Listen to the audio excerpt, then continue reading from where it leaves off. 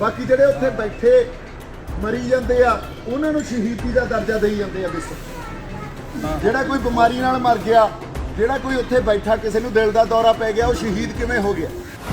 ਵੀ ਦੀਪ ਸਿੱਧੂ ਕਿਸਾਨੀ ਸੰਘਰਸ਼ 'ਚ ਜਿਹੜੀਆਂ ਜਾਨਾਂ ਗਈਆਂ ਉਹਨਾਂ ਨੂੰ ਸ਼ਹੀਦ ਨਹੀਂ ਮੰਨਦਾ। ਇਹ ਗੱਲ ਸੱਚੀ ਆ। ਫਿਰ ਤਾਂ ਹਰ ਸਰਹੱਦ ਤੇ ਜਿਹੜੀ ਜਾਨ ਜਾਂਦੀ ਆ ਉਹ ਵੀ ਸ਼ਹੀਦੀ, ਆਪਾਂ ਉਹਨੂੰ ਵੀ ਸ਼ਹੀਦੀ ਮੰਨੀ ਜਾਂਦੇ ਆ। ਇੱਥੋਂ ਬੱਸ ਭਰ ਕੇ ਆਪਾਂ ਤੁਰ ਜਾਂਦੇ ਆ ਕਿਸੇ ਪਾਸੇ ਨੂੰ, ਰੱਬ ਨਾ ਕਰੇ ਰਾਹ 'ਚ ਕਿਸੇ ਦਾ ਐਕਸੀਡੈਂਟ ਹੋ ਗਿਆ, ਉਹਨਾਂ ਨੂੰ ਵੀ ਸ਼ਹੀਦ ਮੰਨੀ ਜਾਂਦੇ ਆ। ਹਨਾ, ਇੱਕ ਕਿਸਾਨੀ ਸੰਘਰਸ਼ 'ਚ ਇੱਕ ਨਵਰੀਤ ਦੀ ਸ਼ਹਾਦਤ ਨੇ ਸਾਰਾ ਸੰਘਰਸ਼ ਹਲਾਤਾ ਸੀ। ਬਾਕੀ ਜਿਹੜੇ ਉੱਥੇ ਬੈਠੇ ਮਰੀ ਜਾਂਦੇ ਆ ਉਹਨਾਂ ਨੂੰ ਸ਼ਹੀਦੀ ਦਾ ਦਰਜਾ ਦੇਈ ਜਾਂਦੇ ਆ। ਦੱਸੋ ਜਿਹੜਾ ਕੋਈ ਬਿਮਾਰੀ ਨਾਲ ਮਰ ਗਿਆ, ਜਿਹੜਾ ਕੋਈ ਉੱਥੇ ਬੈਠਾ ਕਿਸੇ ਨੂੰ ਦਿਲ ਦਾ ਦੌਰਾ ਪੈ ਗਿਆ, ਉਹ ਸ਼ਹੀਦ ਕਿਵੇਂ ਹੋ ਗਿਆ? ਸ਼ਹੀਦ ਦੀ ਪਰਿਭਾਸ਼ਾ ਤਾਂ ਸਾਨੂੰ ਪਤਾ ਨਾ। ਇੱਕ ਨਵਰੀਤ ਦੀ ਸ਼ਹਾਦਤ ਨੇ ਸਭ ਕੁਝ ਹਲਾਤਾ ਸੀ, ਤੇ ਜੇ 40 ਲੈ ਕੇ ਤੁਸੀਂ ਸ਼ਹਾਦਤ ਜਜ਼ਬਾ ਰੱਖਣ ਵਾਲੇ ਤੁਰ ਪਏ, ਉਹਨਾਂ ਨੇ ਤਾਂ ਕੀ ਕੁਝ ਹਲਾ ਦੇਣਾ, ਤੁਸੀਂ ਸੋਚੋ ਤਾਂ ਸਹੀ ਇਸ ਗੱਲ ਨੂੰ। ਸੋ ਜਿਹੜੇ ਬੈਠੇ ਕਿਸਾਨੀ ਸੰਘਰਸ਼ 'ਚ ਕੋਈ ਮਰੀ ਜਾਂਦਾ, ਉਹ ਸ਼ਹਾਦਤ ਦਾ ਕੀ ਮੁੱਲ ਆ ਬਈ? ਨਹੀਂ, ਇੱਕ ਮਿੰਟ ਸੁਣੋ ਠੀਕ ਆ ਗੱਲ ਤਾਂ। ਉੱਥੇ ਮੈਂ ਇੱਕ ਗੱਲ ਕਹੀ ਜਿਹਦੀ ਹੁਣ ਬੜੀ ਵੱਡੀ ਇਹ ਐਲਾਨੀਆਂ ਤੌਰ ਤੇ ਪ੍ਰਚਾਰੀ ਜਾ ਰਹੀ ਆ ਵੀ ਦੀਪ ਸਿੱਧੂ ਕਿਸਾਨੀ ਸੰਘਰਸ਼ 'ਚ ਜਿਹੜੀਆਂ ਜਾਨਾਂ ਗਈਆਂ ਉਹਨਾਂ ਨੂੰ ਸ਼ਹੀਦ ਨਹੀਂ ਮੰਨਦਾ। ਇਹ ਗੱਲ ਸੱਚੀ ਆ। ਦੇਖੋ, ਗੱਲਾਂ ਨੂੰ ਸਮਝਣ ਦੀ ਕੋਸ਼ਿਸ਼ ਕਰੀਏ। ਕਿਸਾਨੀ ਸੰਘਰਸ਼ 'ਚ ਅਸੀਂ ਅੱਜ ਵੀ ਜੁੜੇ ਆ। ਉਸ ਸੰਘਰਸ਼ ਦੇ ਨਾਲ ਸਾਡੀ ਹੋਂਦ ਜੁੜੀ ਆ, ਸਾਡੀ ਹੋਂਦ ਦੀ ਲੜਾਈ ਆ। ਜਦੋਂ ਕੌਮਾਂ ਹੋਂਦ ਦੀ ਲੜਾਈ ਲੜਦੀਆਂ ਹੋਣ, ਉਦੋਂ ਅਸੀਂ ਆਪਦੇ ਫਲਸਫੇ, ਆਪਦੇ ਰਹਿਬਰਾਂ ਦੇ ਦਿੱਤੇ, ਸਾਡੇ ਗੁਰੂਆਂ ਦੇ ਦਿੱਤੇ ਸਿਧਾਂਤ, ਉਹਨਾਂ ਦੇ ਨਾਲ ਤਾਂ ਸਮਝੌਤੇ ਨਹੀਂ ਕਰਦੇ।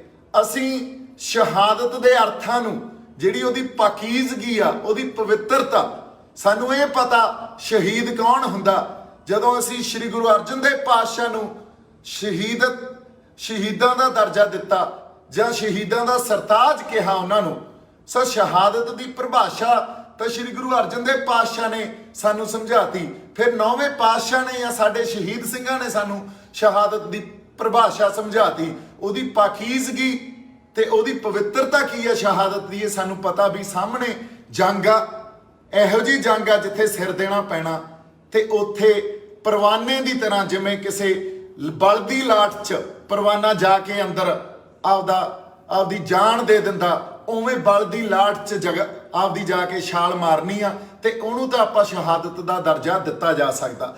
ਪਰ ਜਿਹੜੇ ਕਿਸਾਨੀ ਸੰਘਰਸ਼ 'ਚ ਜਾਨਾਂ ਗਵਾਈਆਂ, ਜਿਹੜੇ ਅਕਾਲ ਚਲਾਣਾ ਕਰ ਗਏ ਸਾਡੇ ਬੰਦੇ, ਜਾਂ ਜਿਹੜੇ ਬੰਦਿਆਂ ਨੇ ਆਪਦੀਆਂ ਜਾਨਾਂ ਦੀਆਂ ਕੁਰਬਾਨੀਆਂ ਦਿੱਤੀਆਂ, ਇਹ ਗੱਲਾਂ ਨੂੰ ਅਸੀਂ ਸਮਝੀਏ। ਜੇ ਅਸੀਂ ਉਹਨਾਂ ਨੂੰ ਵੀ ਇਹੀ ਉਸ ਪਰਿਭਾਸ਼ਾ ਦੇ ਅਧੀਨ ਅਸੀਂ ਇਹ ਕਹਿਣ ਲੱਗ ਜਾਈਏ ਵੀ ਉਹ ਸਾਡੇ ਸ਼ਹੀਦ ਆ, ਇਹ ਤੁਹਾਡੇ ਕਿਸੇ ਅੰਦਰੋਂ ਜਜ਼ਬੇ 'ਚ ਤਾਂ ਗੱਲ ਕਹੀ ਜਾ ਸਕਦੀ ਆ, ਪਰ ਜੇ ਸ਼ਹਾਦਤ ਦੇ ਇੱਕ ਕਸੌਟੀ ਤੇ ਇਸ ਗੱਲ ਨੂੰ ਪਰਖੀਏ, ਉਹਦੇ ਸਿਧਾਂਤਾਂ ਤੇ ਪਰਖੀ, ਤਾਂ ਇਹ ਖਰੀ ਨਹੀਂ ਆ। ਕਿਉਂਕਿ ਫਿਰ ਇਸ ਤਰ੍ਹਾਂ ਤਾਂ ਸਾਡੇ ਗੁਰੂ ਪਾਤਸ਼ਾਹ 'ਚ ਜਾਂ ਕਰਤਾਰ ਸਿੰਘ ਸਰਾਭੇ 'ਚ ਜਾਂ ਭਗਤ ਸਿੰਘ, ਇਹਨਾਂ ਬੰਦਿਆਂ ਦਾ ਤੇ ਸਾਡਿਆਂ ਦਾ ਤਾਂ ਕੋਈ ਫਰਕ ਹੀ ਨਹੀਂ ਰਹਿ ਜਾਣਾ।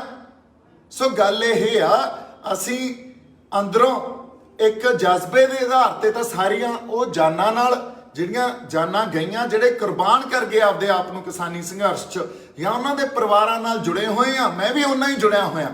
ਪਰ ਅਸੀਂ ਸ਼ਹਾਦਤ ਦੀ ਇੱਕ ਜਿਹੜੀ ਪਰਿਭਾਸ਼ਾ, ਉਹਨੂੰ ਡਾਇਲਿਊਟ ਨਾ ਕਰੀਏ। ਸ਼ਹਾਦਤ ਦੀ ਪਰਿਭਾਸ਼ਾ ਜਿਹੜੀ ਸਾਡੇ ਰਹਿਬਰਾਂ ਨੇ, ਸਾਡੇ ਗੁਰੂਆਂ ਨੇ ਇੱਕ ਉਹਦਾ ਮਿਆਰ ਸਾਡੇ ਲਈ ਮਿੱਥ ਕੇ, ਜਾਂ ਇਹ ਕਹਿ ਲਓ ਵੀ ਉਹ ਮਿੱਥ ਸਿਰਜੇ ਹੋਏ ਆ, ਸਾਜਿਆ ਹੋਇਆ, ਜੇ ਅਸੀਂ ਉਹਨੂੰ ਡਾਇਲਿਊਟ ਕਰਨ ਲੱਗ ਗਏ, ਤਾਂ ਫਿਰ ਜਿਹੜੇ ਉਦੋਂ ਬਾਅਦ ਵੀ ਸਾਡੇ ਲਈ ਸ਼ਹੀਦ, ਜਾਂ ਉਹ ਜਿਹੜੇ ਸਤਿਕਾਰਯੋਗ ਸ਼ਹਾਦਤ ਆਪਦਾ ਆਪਾ ਵਾਰ ਗਏ, ਆਪਦੇ ਪਰਿਵਾਰ ਵਾਰ ਗਏ, ਸਭ ਕੁਝ ਵਾਰ ਗਏ ਜਿਹੜੇ ਸਾਡੇ ਸਿੰਘ ਸ਼ਹੀਦ, ਫਿਰ ਉਹਨਾਂ ਦਾ ਦਰਜਾ ਸਾਡੇ ਲਈ ਕੀ ਰਹਿ ਜਾਊਗਾ? ਫਿਰ ਤਾਂ ਕੋਈ ਇਹ ਗੱਲ ਹੀ ਸਾਰੀ ਖਤਮ ਹੋ ਜੂ। ਜਿੱਥੋਂ ਅਸੀਂ ਸੇਧ ਲੈਣੀ ਆ ਸਾਡੇ ਇਤਿਹਾਸ 'ਚੋਂ, ਇਹ ਤਾਂ ਖੋਰਾ ਬੜਾ ਵੱਡਾ ਲੱਗ ਜੂਗਾ। ਸੋ ਗੱਲ ਇਹ ਕਿੱਥੇ ਅੱਜ ਹੋਈ ਸੀ, ਇਹ ਕਿਸੇ ਹੋਰ ਸੰਦਰਭ 'ਚ ਗੱਲ ਹੋਈ ਆ ਵੀ ਸ਼ਹਾਦਤ ਦੇ ਅਸਲ ਜਿਹੜੇ ਅਰਥ ਆ ਉਹਨਾਂ ਨੂੰ ਸਮਝ ਗਏ ਅਸੀਂ।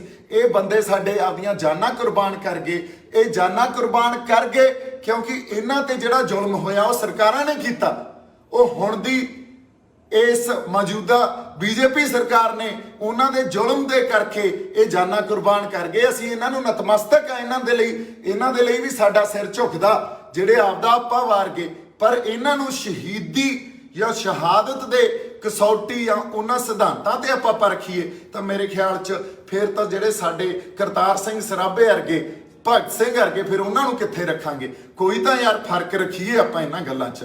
ਕੋਈ ਤਾਂ ਆਪਦੇ ਇਤਿਹਾਸ ਨੂੰ ਜਿਵੇਂ ਅਸੀਂ ਅੱਜ ਦੇਖਦੇ ਹਾਂ, ਉਹ ਇੱਕ ਚੱਲਦੇ ਸੰਘਰਸ਼ 'ਚ ਅਸੀਂ ਆਪਦੇ ਸਿਧਾਂਤਾਂ ਨੂੰ ਭੁੱਲ ਕੇ ਤੇ ਇਹ ਸਾਰੀਆਂ ਪਰਿਭਾਸ਼ਾ ਜਿਹੜੀਆਂ ਦਿੱਤੀਆਂ ਹੋਈਆਂ ਇਤਿਹਾਸ ਨੇ ਸਾਨੂੰ, ਉਹਨਾਂ ਨੂੰ ਹੀ ਡਾਇਲਿਊਟ ਕਰਨ ਲੱਗ ਗਏ। ਫਿਰ ਤਾਂ ਅਸੀਂ ਆਪਦੇ ਇਤਿਹਾਸ 'ਚ ਖੋਰਾ ਲਾਉਣ ਲੱਗ ਜਾਾਂਗੇ। ਸੋ ਮੇਰੀ ਜਿਹੜੀ ਬੇਨਤੀ ਆ ਅੱਜ ਉਹ ਇਸ ਕਰਕੇ ਮੈਂ ਕਰ ਰਿਹਾ, ਗੱਲਾਂ ਨੂੰ ਜੇ ਆਪਾਂ ਸਮਝਣਾ ਨਹੀਂ ਤੇ ਉਹੀ ਆਪਾਂ ਇਹ ਗੱਲ ਕਹੀ ਜਾਣੀ ਆ ਵੀ ਦੇਖੋ ਦੀਪ ਸਿੱਧੂ ਕੀ ਗੱਲ ਕਰ ਗਿਆ, ਤੇ ਦੀਪ ਸਿੱਧੂ ਨੂੰ ਇਹ ਗੱਲ ਕਰਨੀ ਨਹੀਂ ਚਾਹੀਦੀ ਸੀ। ਜੇ ਤੁਸੀਂ ਸਮਝਣਾ ਚਾਹੁੰਦੇ ਹੀ ਨਹੀਂ ਉਹਦਾ ਵੱਖਰੀ ਗੱਲ ਆ, ਤੇ ਜਿਹੜੇ ਇਹ ਗੱਲ ਚਾਹੁੰਦੇ ਆ ਜਾਂ ਇਹ ਗੱਲ ਕਰ ਰਹੇ ਆ ਵੀ ਬਾਈ ਤੂੰ ਪੰਜਾਬ ਲਈ ਲੜ ਯਾਰ, ਸੱਚ ਦੀ ਲੜਾਈ ਲੜ, ਫਿਰ ਸੱਚ ਦੀ ਲੜਾਈ ਤਾਂ ਲਕੀਰ ਖਿੱਚ ਕੇ ਲੜਨੀ ਪੈਂਦੀ ਹੁੰਦੀ ਆ। ਇਹ ਵੀ ਕਹਿ ਰਹੇ ਹੋ ਵੀ ਕਾਜ਼ੀ ਵੀ ਬਣ ਜਾ ਤੇ ਬਾਂਗ ਵੀ ਨਾ ਦੇ, ਇਹ ਤਾਂ ਨਹੀਂ ਗੱਲ ਹੋ ਸਕਦੀ ਨਾ। ਜਾਂ ਤਾਂ ਫਿਰ ਕਾਜ਼ੀ ਬਣ ਕੇ ਬਾਂਗ ਦੇਣੀ ਪਊਗੀ, ਫਿਰ ਤਾਂ ਸੱਚ ਬੋਲਣਾ ਪਊ।